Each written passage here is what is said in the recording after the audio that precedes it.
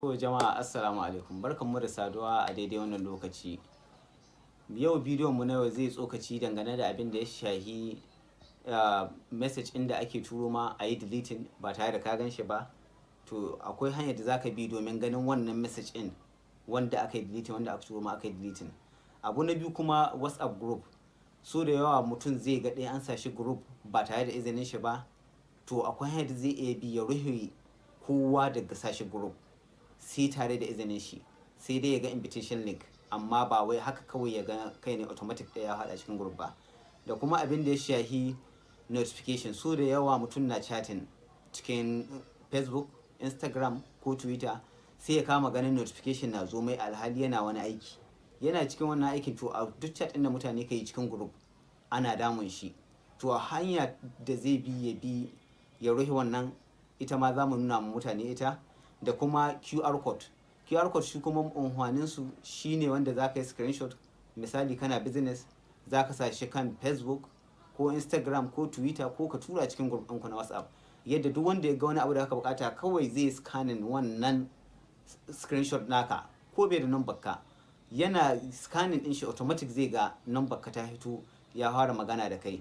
Sannan sai abin da ya shahi star message. Shi kuma star message unhwanin shi shine so da yawa za a turo ma message, wani abun rubutu wanda adda muhimmanci, wanda kana son kai saving din shi amma baka san yadda zaka yi saving din shi ba. To shine hannun wannan star message din, yadda zaka aje shi ko yaushe ka tashi zaka shiga ka ga wannan message din.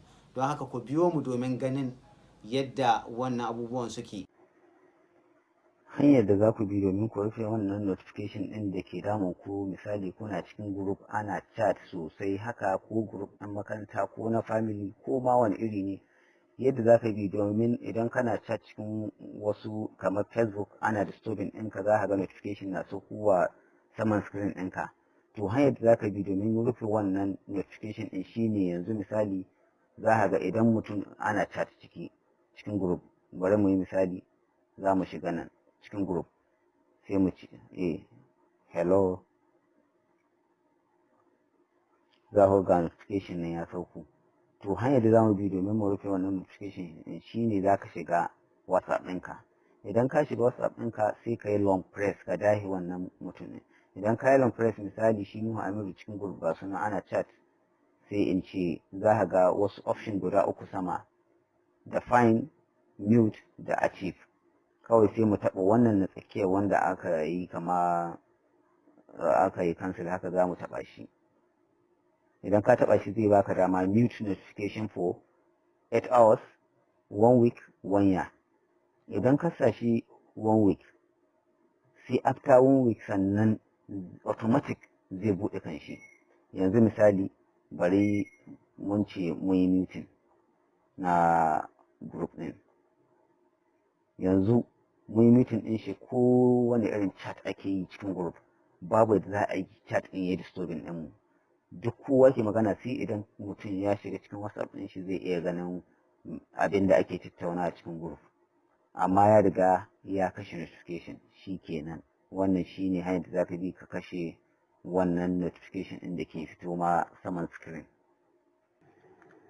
Hanyar da za ka bi domin ka yi screenshot na QR code ɗinka wanda za ka tura mutane a group, ko ka sa Facebook ɗinka ko Twitter ko ma menene da za ka sa domin mutane sun ga business ɗinka suna son su yi magana da kai.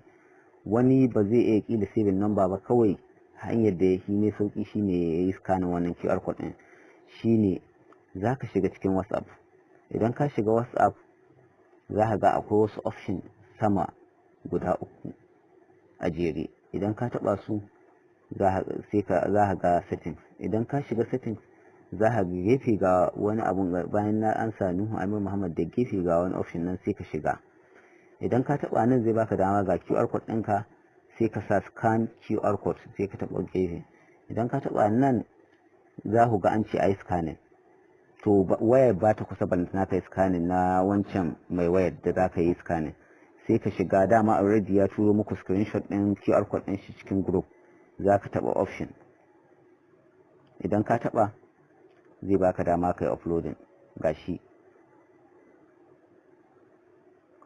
kawai automatic yanzu gashi ya kawo ni wurin wannan da ke business ɗin wanda zan yi magana da shi in ce mai ina son sayan kayan shi kamar hello, ka zai ga na mai magana automatic ya haɗa ni da wanda zan yi magana da shi ba tare da na yi saving number shi ba. Wannan already dama da kuke gani na saving number, shi yasa za ku ga kama an yi saving number, amma automatic za ka kai magana da mutum ba tare da ka yi saving number shi ba, kuma da baya za ka yi saving number shi idan kana da bukata. Wannan shine unhwanin wannan QR code ɗin. Shi kuma fine muhimmancin sa shine so da yawa kana chat da mutum amma ko shi ka shigo akan chat ɗin da ake za ka cimma ya koma ƙasa sai ka je ka nemo shi ko ka yi satin ɗin shi. To abinda kawai za ka yi idan kana buƙatar shi ko da yaushe ko da wadda kake so ko babanka ko waye da kuke chat da shi, kawai za ka shiga WhatsApp. Idan ka shiga WhatsApp za ka ga mutane nan waɗanda kake chat da su. Misali sai in ce wannan my diary ɗin shi nake so in kama gani ko da yaushe a sama. Tana ya akwai wasu abubuwa da nake ajiyewa ciki, kawai zan yi long press za ka danne shi. Idan ka danne za ka ga wani abu kamar tsinke a sama. To idan ka taɓa shi za ka ga ya baka chat find, ko duk chat inda aka yi ba za ya sauko ƙasa ba, duk yadda aka yi chat za ka ko shi yana nan sama. Idan kuma kana son buɗe shi kawai za ka yi long press in again ka dashi shi.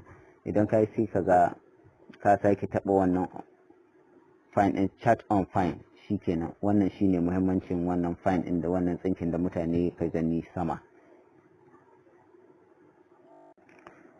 Tare message shi koyo da za ka iya ganin message inda aka turo ma wanda yana da muhimmanci gare ka, wani rubutu haka wanda kana son ka yi saving ɗin shi ka ɓoye shi yadda koyo shi ka tashi kana neman shi akwai hanyar da za ka bi mafi sauƙi ka biɗo shi.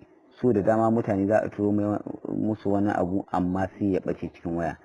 Amma yadda za a yi ka yi saving wannan abun shine za ka shiga WhatsApp ɗinka. Idan ka shiga WhatsApp ɗinka sai ka shiga, misali bari mu shiga wannan my staff line. Idan na shiga sai mutum ya yi long press ya dahi, za ka ga akwai wata star a sama. Idan ka taɓa wannan star ɗin za ka ga ya yi ba da cewa ya yi mamakin cewa ka yi saving ɗin shi. Yadda za a yi ka ga wannan abun da ka ɓoye, wato wannan rubutun, shine za ka fito ko shi ka tashi. Idan ka shiga ko wurin da mutum yake wanda ya kace ya turo ma, za ka shiga ciki ko kuma ta can waje. Bari mu bi hanya ta farko, shine za ka shiga profile na mutum. Idan ka shiga za ka ga an rubuta star message 1 guda ɗaya kenan ne saving. Idan ka shiga za ka gan shi an sa star message. Hanya ta biyu wadda za ka ganin wannan message ɗin wanda ka ɓoye shine za ka taɓa option.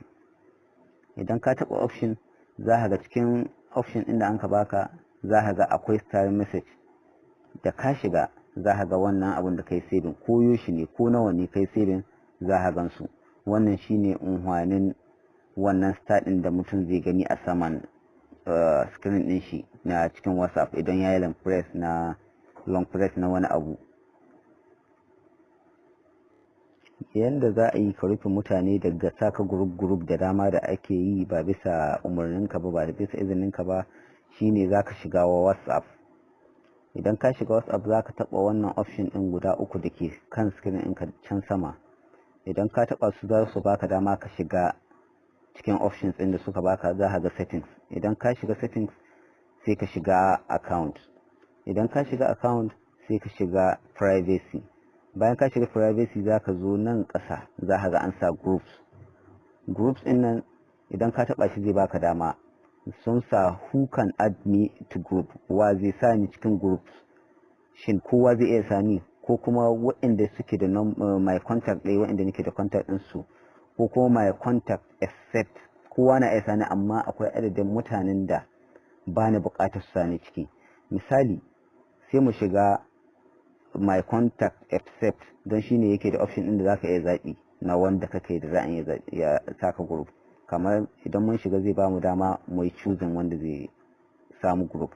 Kamar in ce wannan Abba Fugus ko Abba Jango da wannan Nuhu Muhammad, na yi choosing ɗinsu. Kawai idan na yi su ɗaya nake buƙatar su sani group zan yi maki. Shikenan mutum uku ɗaya suke da damar su sani cikin wannan group ɗin. bayan su babu wanda ke iya sa ni cikin group. Idan ma za a sani dole na sai an bani option na cewa ina da interest in shiga ko bani da. Idan bani da zan yi cancel, request ne za a turo ma kan WhatsApp ɗinka. Hanyar da za ka bi domin ka ga message inda wani abokin ka ya turo ma message ya goge, ita ce za ka shiga Play Store.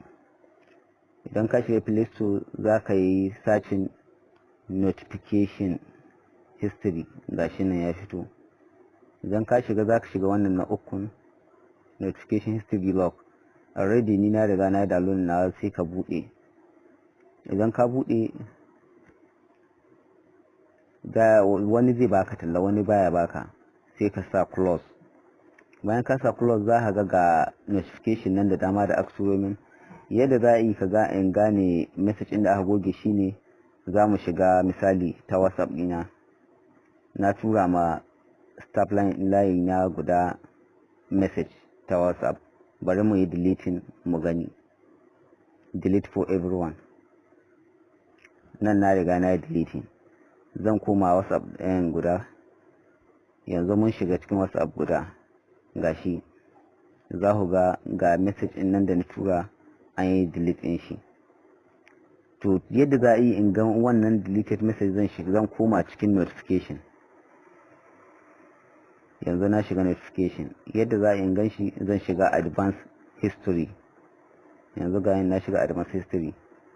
Idan kun kula za ku ga wannan WhatsApp business an turo min message guda 4. Bari ku gani. Gashi. Kun ga an turo message guda 4 ga sunan waɗanda aka goge, da wannan da an sa ya gida, alhamdulillah. Idan mun koma can kuma za ku ga ɗayan, gashi wasu sun turo message sun goge. To duk ta haka za ka iya ganin wanda ya turo ma message ya goge. Sannan ba ma shi kaɗai ba, da sauran applications kamar Instagram duk za ka ga notification na abubuwa da dama da a cikin wayar kawai inda notification na sauka kansu. To ta haka za ka yi ka gane cewa wani ya turo ma message ya goge turu wannan application ɗin. To jama'a, duka abinda za mu iya kawo muku kenan a yau.